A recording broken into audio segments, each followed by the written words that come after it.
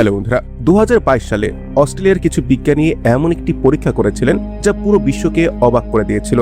তারা একটি ক্ষুদ্র কণাকে যেন সময়ের পেছনের দিকে পাঠাতে সক্ষম হয়েছিল। হ্যাঁ, ঠিকই শুনেছেন, কণাটি যেন নিজের অতীতে ফিরে গিয়েছিল। আর সবথেকে অবাক করা বিষয় হলো, এতে কোনো বিশৃঙ্খলা তৈরি হয়নি, কোনো প্যারাডক্স দেখা যায়নি, মহাবিশ্ব ধ্বংস হয়ে যায়নি, সবকিছুই স্বাভাবিক ছিল। যখন বিশ্বের বিভিন্ন বিজ্ঞানী এই বিষয়টিকে দেখলেন তখন অনেকেই অবাক হয়েছিলেন, কারণ এর মাধ্যমে একটি গুরুত্বপূর্ণ প্রশ্ন সামনে এলো।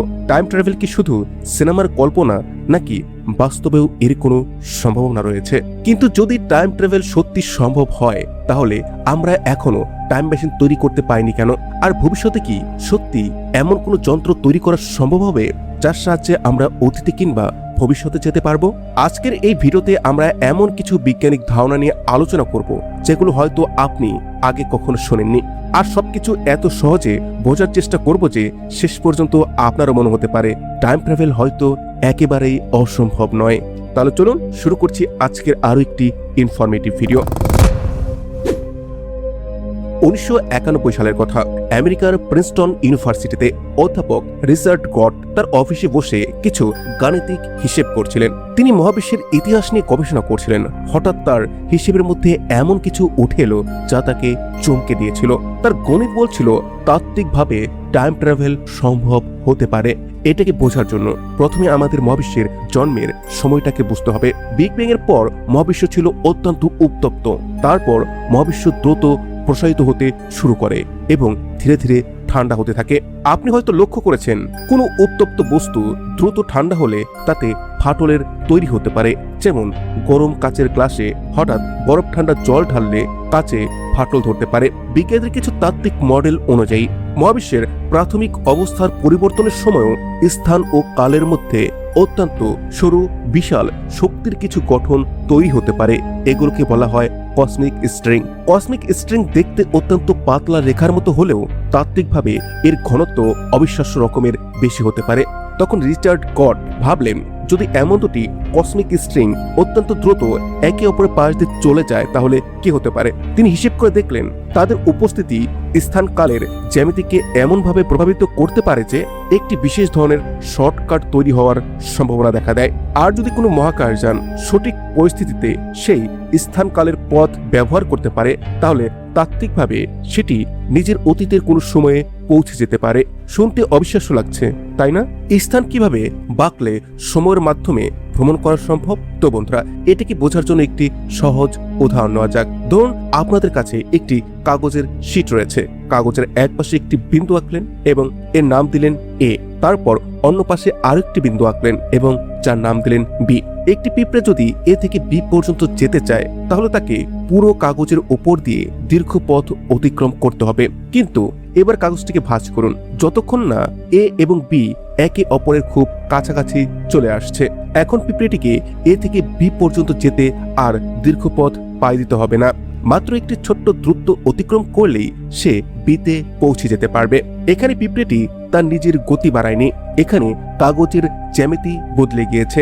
স্থান কালের ক্ষেত্রেও কিছু তাত্ত্বিক মডেল এমন ধারণা দেয়, যদি স্থান কাল অত্যন্ত শক্তিশালীভাবে পাকানো যায়, তাহলে দূরের দুটি অবস্থানের মধ্যে একটি শর্টকাট তৈরি হতে পারে। আর বিশেষ পরিস্থিতিতে সেই শর্টকাটের কারণে সময়ের দিকেও অদ্ভুত ফলাফল দেখা দিতে পারে। তবে এইখানে বড় একটি সমস্যাও আছে, আমরা এখনো কোনো কসমিক স্ট্রিং সরাসরি পর্যবেক্ষণ করতে পারিনি। অর্থাৎ এটি বর্তমানে একটি তাত্ত্বিক ধারণা। গণিতের মাধ্যমে এর সম্ভাবনা নিয়ে আলোচনা করা যায়, কিন্তু বাস্তবে এমন কোনো কসমিক স্ট্রিং পাওয়া যায়নি যেটিকে ব্যবহার করে আমরা টাইম ট্রাভেল করতে পারি। এবার আসা যাক আরো একটি চমকপ্রদ ধারণায়। 1994 সালে মেক্সিকো সিটিতে তরুণ পদার্থবিজ্ঞানী মিগুয়েল আলকুবেরে স্টার ট্রেক দেখছিলেন, যেখানে মহাকাশযানকে আলোর থেকেও দ্রুত গতিতে অতিক্রম করতে দেখা যায়। কিন্তু আইনস্টাইনের আপেক্ষিকতা অনুযায়ী শূন্য স্থানে কোনো বস্তু স্থায়ীভাবে আলোর থেকে দ্রুত গতিতে চলতে পারে না। তাহলে প্রশ্ন হলো, মহাকাশযানটিকে দ্রুত না চালিয়েও কি কোনোভাবে খুব দ্রুত দূরে পৌঁছানো সম্ভব? আলকুবেরিয়ে একটি অসাধারণ ধারণা নিয়ে এলেন। তিনি ভাবলেন, মহাকাশযানের গতি বাড়ানোর দরকার নেই, বরং মহাকাশযানের সামনেরটা সংকুচিত এবং পেছনের অংশটিকে প্রসারিত করা যেতে পারে। আবার সে আমরা কাগজের উদাহরণে ফিরে আসি। ধরুন এ থেকে বিতে যেতে হবে। এবার পুরো কাগজটিকে ভাঁজ না করে এ এর পেছনের কিছু অংশ প্রসারিত করলেন এবং বি এর সামনের অংশ কিছুটা সংকুচিত করলেন, তাহলে এ এবং বি এর মধ্যকার কার্যকর দূরত্ব কমে যাবে। আলকুবেরির ধারণায় মহাকাশযানের চারপাশে এমন একটি স্পেস টাইম বুদবুদ তৈরি হতে পারে যেখানে সামনের স্থান সংকুচিত হবে এবং পেছনের স্থান প্রসারিত হবে। এটি পরিচিত হয় আলকুবেরে ড্রাইভ নামে। ধরুন পৃথিবী থেকে আলফা সেন্টুরি প্রায় 4.3 আলোকবর্ষ দূরে। সাধারণভাবে আলোর কাছাকাছি গতিতে গেলেও সেইখানে পৌঁছাতে বহু বছর লাগবে। কিন্তু যদি মহাকাশের এই জ্যামিতিকে এমনভাবে পরিবর্তন করা যায় যেন মহাকাশযানের সামনের দূরত্ব সংকুচিত হয় এবং পেছনের স্থান প্রসারিত হয়, তাহলে মহাকাশযানটি নিজেই স্থানীয় গতিসীমা না ভেঙেও অত্যন্ত দ্রুত গতিতে দূরত্বকে অতিক্রম করতে পারবে, অন্তত তাত্ত্বিকভাবে। এটি অনেকটা বিমানবন্দরে চলন্ত ওয়াকওয়ের মতো। আপনি নিজে না হাঁটলেও চলন্ত পথ আপনাকে সামনে নিয়ে যায়। তবে এখানেও রয়েছে বিশাল সমস্যা। প্রথম সমস্যা হলো শক্তি। স্থানকে এইভাবে সংকুচিত ও প্রসারিত করতে গেলে বিপুল পরিমাণে শক্তির প্রয়োজন হতে পারে। আর শুধু সাধারণ শক্তি হলেই হবে না। আলকুবেরে ড্রাইভের মূল সমীকরণে এমন এক ধরনের শক্তি বা শক্তির ঘনত্বের প্রয়োজন দেখা যায় যাকে সাধারণভাবে নেগেটিভ এনার্জি ডেন্সিটি বলা হয়। কোয়ান্টাম পদার্থ বিজ্ঞানে খুব ছোট্ট স্কেলে এমন কিছু পরিস্থিতিতে নেগেটিভ এনার্জি ডেন্সিটির মতো প্রভাব দেখা যেতে পারে, কিন্তু সেটিকে ব্যবহার করে একটি মহাকাশযানের চারপাশে কার্যকর ও স্থিতিশীল ওয়ার্প বুদবুদ তৈরি করা এখনো আমাদের প্রযুক্তির সম্পন্ন বাইরে। আর এই কারণেই আজ পর্যন্ত আমরা কোনো টাইম মেশিন বা আলকুবেরে ড্রাইভ তৈরি করতে পারিনি। কিন্তু এইখানেই গল্প শেষ নয়, কারণ আধুনিক পদার্থবিজ্ঞান আমাদের একটি অত্যন্ত গুরুত্বপূর্ণ বিষয় শিখিয়েছে। সময় কোনো নির্দিষ্ট সবার জন্য একই গতিতে চলা কোনো ঘড়ি নয়। আপনি কতটা দ্রুত গতিতে চলছেন এবং কত শক্তিশালী মহাকর্ষ ক্ষেত্রে অবস্থান করছেন তার ওপর সময়ের প্রভাব পরিবর্তন হতে পারে। অর্থাৎ ভবিষ্যতের দিকে সময় ভ্রমণ অন্তত পদার্থবিজ্ঞানের দৃষ্টিতে অতীতের দিকে ভ্রমণের তুলনায় অনেক বেশি বাস্তবসম্মত ধারণা। আর এইখান থেকে শুরু হয় টাইম ট্রাভেলের আসল রহস্য। 1948 সালে ডাচ বিজ্ঞানী হেনরিক ক্যাসিমির একটি ভবিষ্যৎবাণী করেছিলেন। তিনি বলেছিলেন, যদি দুটি ধাতব পাতকে ভ্যাকুয়ামের মধ্যে খুব কাছাকাছি রাখা যায় তাহলে তাদের মধ্যে একটি অদ্ভুত ধরনের বল তৈরি হবে। সেই বল দুটি পাতকে একে অপরের দিকে টেনে আনবে। এই ঘটনাটি কোয়ান্টাম ভ্যাকুয়াম প্রভাবের সঙ্গে সম্পর্কিত, যা পরে ক্যাসিমির ইফেক্ট নামে পরিচিত হয়। প্রায় 50 বছর ধরে অনেকেই এটিকে শুধু একটি তাত্ত্বিক ধারণা হিসেবে দেখেছিলেন, কিন্তু 1997 সালে স্টিভ ল্যামোরো একটি পরীক্ষার মাধ্যমে ক্যাসিমির প্রভাবকে পরীক্ষামূলকভাবে করে দেখান। তিনি দুটি পৃষ্ঠকে অত্যন্ত কাছাকাছি নিয়ে আসেন এবং সত্যি তাদের মধ্যে আকর্ষণ লক্ষ্য করেন। এর অর্থ হলো কোয়ান্টাম স্তরে ভ্যাকুয়ামের শক্তির কিছু অদ্ভুত প্রভাব বাস্তবে পর্যবেক্ষণ করা যায়। তবে এখানে রয়েছে আরো একটি বড় সমস্যা। এই প্রভাবের পরিমাণ অত্যন্ত ক্ষুদ্র। আমরা বর্তমানে যে পরিমাণ নেগেটিভ এনার্জি ডেন্সিটির মতো প্রভাব তৈরি বা নিয়ন্ত্রণ করতে পারি তা এতই সামান্য যে একটি ছোট্ট পিঁপড়াকেও নাড়ানোর মতো শক্তি এর মধ্যে নেই। অন্যদিকে একটি আলকুবেরে ড্রাইভ তৈরি করতে যে মাত্রার শক্তি ও নিয়ন্ত্রণ প্রয়োজন তা আমাদের বর্তমান প্রযুক্তির তুলনায় অকল্পনীয়ভাবে বেশি। তবু এটি একটি গুরুত্বপূর্ণ শুরু। এবার চলুন এমন একটি বিষয়ে আসি যা শুধু তত্ত্ব নয়, বাস্তবেই প্রতিদিন ঘটছে। বিশ্বের অন্যতম বৃহৎ পদার্থবিজ্ঞান গবেষণাগার হল CERN, European organization for nuclear research. Switzerland ও ফ্রান্সের সীমান্তে অবস্থিত এই গবেষণা কেন্দ্র রয়েছে বিশ্বের অন্যতম শক্তিশালী কণাতরক লার্জ হাইড্রোজেন কোলাইডর বা LHC। এর ভূগর্ভস্থ রিং এর পরিধি প্রায় 27 কিলোমিটার। এখানে বিজ্ঞানীরা অতি ক্ষুদ্র কণাকেও অত্যন্ত উচ্চ গতিতে ছুটিয়ে দেন। কিছু কণা আলোর গতির অত্যন্ত কাছাকাছি পর্যন্ত চলে যেতে পারে। আর এইখানেই ঘটে সময়ের মধ্যে একটি অসাধারণ পরিবর্তন।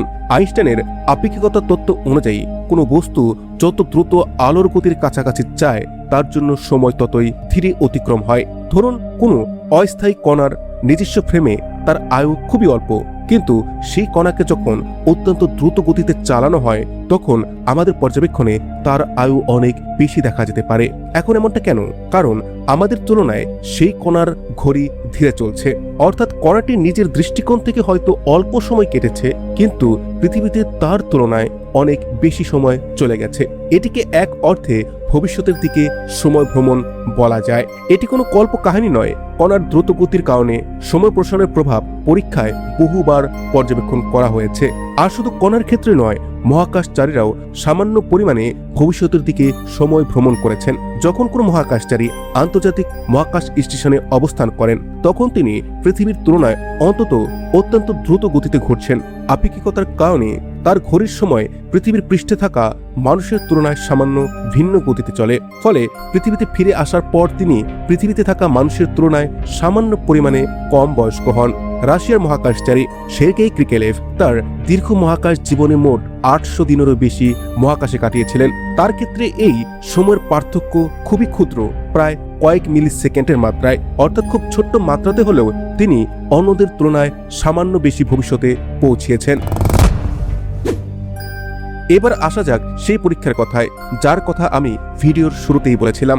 2022 সালে অস্ট্রেলিয়ার কুইন্সল্যান্ড ইউনিভার্সিটির গবেষকদের একটি গবেষণায় কোয়ান্টাম সিস্টেমে এমন একটি পরিস্থিতি নিয়ে আলোচনা করা হয়েছিল যেখানে একটি কণার কার্যকরণগত বিবর্তনকে এমনভাবে মডেল করা যায় যেখানে সেটি নিজের অতীত অবস্থার সঙ্গে মিথস্ক্রিয়া করছে। শুনতে অবিশ্বাস্য, তাই না? কিন্তু এইখানে একটি গুরুত্বপূর্ণ বিষয় মনে রাখতে হবে। এটি কোনো কণাকে বাস্তবে ধরে অতীতে পাঠিয়ে দেওয়ার ঘটনা ছিল না। এটি ছিল কোয়ান্টাম সিমুলেশন ও তাত্ত্বিক মডেলের মাধ্যমে টাইম ট্রাভেলের একটি সম্ভাব্য পরিস্থিতি পরীক্ষা। আর সবথেকে আকর্ষণীয় বিষয় হলো, এই ধরনের মডেলে প্যারাডক্স এড়ানোর সম্ভাবনা দেখা যায়। ধরুন আপনি অতীতে গিয়ে নিজের দাদাকে হত্যা করলেন, তাহলে আপনার বাবার জন্ম হবে না। আপনার বাবা জন্ম না নিলে আপনারও জন্ম হবে না। আর আপনি যদি নাই জন্ম নেন, তাহলে অতীতে গিয়ে আপনার দাদাকে হত্যা করলেন কিভাবে? এটি বিখ্যাত গ্র্যান্ডফাদার প্যারাডক্স। কিন্তু কোয়ান্টাম পদার্থবিজ্ঞানের কিছু মডেল দেখায় যে প্রকৃতি হয়তো এমন ঘটনাগুলোকে এমনভাবে সীমাবদ্ধ করতে পারে যেন সম্পূর্ণ সিস্টেমের মধ্যে অসঙ্গতি তৈরি না হয়। অর্থাৎ মহাবিশ্বের নিয়ম হয়তো এমনভাবে কাজ করতে পারে যেন একটি ঘটনা নিজের অস্তিত্বকে অসম্ভব করে না তোলে। এবার 2023 সালের দিকে তাকানো যাক। কোয়ান্টাম কম্পিউটিং নিয়ে গবেষণায় বিজ্ঞানীরা কোয়ান্টাম সিস্টেমের অবস্থাকে নির্দিষ্ট উপায়ে উল্টো দিকে বিবর্তন করার মতো পরীক্ষা করেছেন। কিন্তু এটিকে সরাসরি মানুষ বা কোনো বস্তুর বাস্তব সময়কে অতীতে ফিরিয়ে দেওয়া বলা ঠিক হবে না। তবু এই গবেষণাগুলো আমাদেরকে এটি দেখায় যে কোয়ান্টাম স্তরে যে সময়ের দিক থাকে এবং কি কারণ ফল, এই সমস্ত জিনিসের মধ্যে যে সম্পর্ক, সেগুলো কতটা অদ্ভুত হতে পারে। আরেকটি মজার ব্যাপার হলো, আপনিও এক অর্থে একজন টাইম ট্রাভেলার। আপনি যখন চলাফেরা করেন, আপনার সময়ের যে প্রবাহ, সেটি স্থির থাকা একজন মানুষের তুলনাতে বা অন্য কোনো প্রাণীর তুলনাতে সামান্য হলেও পরিবর্তন হয়। আপনি একটি গাড়িতে বসে আছেন আর অন্য একজন রাস্তার পাশ দিয়ে যাচ্ছেন। দুজনের ঘড়ির সময়ের মধ্যে অত্যন্ত ক্ষুদ্র পার্থক্য তৈরি হতে পারে। আপনি যখন বিমানে উঠছেন তখনও এমন ঘটনা ঘটছে, কিন্তু এখানে পার্থক্য এতটাই সামান্য যে আপনি তা অনুভব করতে পারবেন না। কিন্তু অত্যন্ত নির্ভুল ঘড়ি দিয়ে তা পরিমাপ করা যেতে পারে। এমনকি জিপিএস সিস্টেমও এই আপেক্ষিকতাগত সময়ের পার্থক্য হিসেব করে কাজ করে। জিপিএস স্যাটেলাইটগুলো পৃথিবীর চারিদিকে দ্রুত গতিতে ঘোরে এবং পৃথিবীর পৃষ্ঠের তুলনায় ভিন্ন মহাকর্ষীয় পরিবেশে থাকে। ফলে তাদের ঘড়ির সময় পৃথিবীর ঘড়ির তুলনায় সামান্য ভিন্নভাবে চলে। বিজ্ঞানীরা যদি এই আপেক্ষিকতাগত পার্থক্যগুলোকে হিসেব করে সংশোধন না করতেন, তাহলে জিপিএস এর এই অবস্থান নির্ণয়ে বড় ধরনের ভুল জমা হতে পারত। অর্থাৎ আপনি যখন মোবাইলে জিপিএস এর ব্যবহার করে কোনো জায়গায় যাচ্ছেন, তখন পরোক্ষভাবে আপনি আইনস্টাইনের আপেক্ষিকতা তত্ত্বের ফলাফল ব্যবহার করছেন। এখন সবথেকে বড় প্রশ্ন, আমরা কি কখনো সত্যিকারের একটি টাইম মেশিন তৈরি করতে পারবো যেখানে বসে আমরা ব্যাক টু দ্য ফিউচারের মতো অতীত কিংবা ভবিষ্যতে যেতে পারবো? ভবিষ্যতে যাওয়ার বিষয়টি তুলনামূলকভাবে সহজ। আমাদের শুধু এমন একটি মহাকাশযান দরকার যা আলোর গতির অত্যন্ত কাছাকাছি গতিতে চলতে পারে। যত বেশি গতি তত বেশি সময় প্রসারণ। আপনি যদি আলোর গতির কাছাকাছি গতিতে দীর্ঘ সময় ভ্রমণ করে আবার পৃথিবীতে ফিরে আসেন, তাহলে পৃথিবীতে আপনার তুলনায় অনেক বেশি সময় পেরিয়ে যেতে পারে। অর্থাৎ আপনি কার্যত ভবিষ্যতে পৌঁছে যাবেন। কিন্তু অতীতে যাওয়া এখনো বিশাল একটি প্রশ্নচিহ্ন। আমরা কসমিক স্ট্রিং, আলকুবেয়ারের ড্রাইভ এবং কোয়ান্টাম স্তরে সময়ের উল্টো বিবর্তনের মতো বেশ কিছু ধারণা দেখেছি। এগুলো কিছু গণিতের দিক থেকে অনুমোদিত হতে পারে, কিন্তু তার মানে এই নয় যে আমরা আজই এগুলো দিয়ে একটি টাইম মেশিন তৈরি করতে পারবো। আমাদের প্রযুক্তি এখনো সেই পর্যায়ে পৌঁছায়নি। তবে ইতিহাসের দিকে তাকালে বিষয়টি আরো আকর্ষণীয় হয়ে ওঠে। 100 বছর আগে মানুষ ভাবতেই পায়নি যে তারা আকাশে উঠতে পারবে। আজ বিমান আমাদের দৈনন্দিন জীবনের একটি অংশ। কয়েক দশক আগেও মহাকাশে মানুষ পাঠানো অবিশ্বাস্য মনে হতো। আজ মানুষ মহাকাশ স্টেশনে মাসের পর মাস ধরে অবস্থান করছে। আর মাত্র কয়েক দশক আগেও এটি কল্পনা করা কঠিন ছিল যে পৃথিবীর প্রায় যে কোনো জায়গার তথ্য একটি ছোট্ট ডিভাইসের মাধ্যমে আমরা মুহূর্তের মধ্যেই পেয়ে যাব। কিন্তু আজ স্মার্টফোন আমাদের হাতে। তাহলে কে বলতে পারে যে ভবিষ্যতে টাইম ট্রাভেলের ক্ষেত্রেও অসম্ভব বলে মনে হওয়া কোনো একটি দরজা খুলে যাবে না? আর এইখানেই আসে একটি মজার প্রশ্ন, যদি ভবিষ্যতে মানুষ সত্যি টাইম মেশিন আবিষ্কার করে তাহলে আমরা কি আমাদের অতীতে ফিরে আসব? বিখ্যাত পদার্থবিজ্ঞানী স্টিফেন হকিং একবার এই প্রশ্ন নিয়ে একটি মজার পরীক্ষা করেছিলেন। তিনি টাইম ট্রাভেলারদের জন্য একটি পার্টির আয়োজন করেছিলেন, কিন্তু পার্টি শেষ হওয়ার পর তিনি সেই পার্টির আমন্ত্রণপত্র প্রকাশ করেন। তার ধারণা ছিল যদি ভবিষ্যতে মানুষ অতীতে ফিরে আসতে পারে তাহলে ভবিষ্যতের কোনো টাইম ট্রাভেলার আমন্ত্রণটি দেখে অতীতে এসে সেই পার্টিতে যোগ দিতে পারে। কিন্তু শেষ পর্যন্ত কেউ আসেনি। তাহলে এর মানে কি হলো? এর কয়েকটি সম্ভাব্য ব্যাখ্যা হতে পারে। হয়তো অতীতে যাওয়া সম্ভব নয়, অথবা হয়তো ভবিষ্যতের মানুষ অতীতে ফিরে আসতে চায় না, অথবা এমনটিও হতে পারে হয়তো কোনো টাইম মেশিন তৈরি হওয়ার আগ পর্যন্ত সেই সময়ের আগের যুগে ফিরে যাওয়া সম্ভব নয়। অর্থাৎ যদি 2100 সালে প্রথম টাইম মেশিন তৈরি হয় তাহলে আপনি হয়তো 2100 সালের পরের কোনো সময় থেকে সেই মেশিন ব্যবহার করে অতীতে যাওয়া সম্ভব হলেও 2100 সালের আগের সময়ে আর ফিরে যেতে পারবেন না। এই ধারণাটি কিছু টাইম ট্রাভেল মডেলের সঙ্গে সামঞ্জস্যপূর্ণ হতে পারে। তাহলে হয়তো আজ পর্যন্ত কোন টাইম ট্রাভেলার আমাদের কাছে এসে হাজির হয়নি, কারণ আমরা এখনো পর্যন্ত টাইম মেশিন তৈরি করতে পারিনি। তো বন্ধুরা, এবার আপনারা বলুন, আপনার কি মনে হয় টাইম ট্রাভেল কি সত্যি সম্ভব? আমার মতে ভবিষ্যতের দিকে সময় ভ্রমণ শুধুমাত্র তাত্ত্বিক ধারণা নয়, এর প্রভাব আমরা পরীক্ষার মাধ্যমে ইতিমধ্যেই দেখতে পাচ্ছি। কিন্তু অতীতে যাওয়ার ব্যাপারটি এখনো সম্পূর্ণ অমীমাংসিত। হয়তো বিজ্ঞানের অগ্রগতির সঙ্গে একদিন আমরা এমন প্রযুক্তি তৈরি করব যা আজ আমাদের কাছে কল্পবিজ্ঞানের মতো মনে হচ্ছে। সেই দিন হয়তো মানুষ নিজের অতীতকে দেখতে পারবে, ভবিষ্যতের পৃথিবীকে দেখতে পারবে, আর তখন মানব সভ্যতার সামনে খুলে যাবে এক সম্পূর্ণ নতুন অধ্যায়। তবে একটি বিষয় আমাদেরকে মনে রাখতে হবে, টাইম ট্রাভেল যদি কখনো সম্ভব হয় তাহলে সেটিকে অত্যন্ত সতর্কতার সাথে ব্যবহার করতে হবে, কারণ অতীতের একটি ছোট্ট পরিবর্তনও হয়তো ভবিষ্যতের ওপরে বিশাল প্রভাব ফেলতে পারে। তো বন্ধুরা, আপনার কাছে যদি সত্যি টাইম মেশিন থাকতো তাহলে আপনি অতীতে যেতেন না ভবিষ্যতে? আর সেইখানে কেন যেতেন? অবশ্যই আমাকে কমেন্টে জানাবেন। যদি ভিডিওটি ভালো লাগে তাহলে অবশ্যই লাইক করে আপনার বন্ধুদের সাথে শেয়ার করুন। সেই সাথে এমন সব ইনফরমেটিভ ভিডিওর জন্য চ্যানেলটিকে সাবস্ক্রাইব করে বেল আইকনে ক্লিক করুন। Thanks for watching, take care, bye by.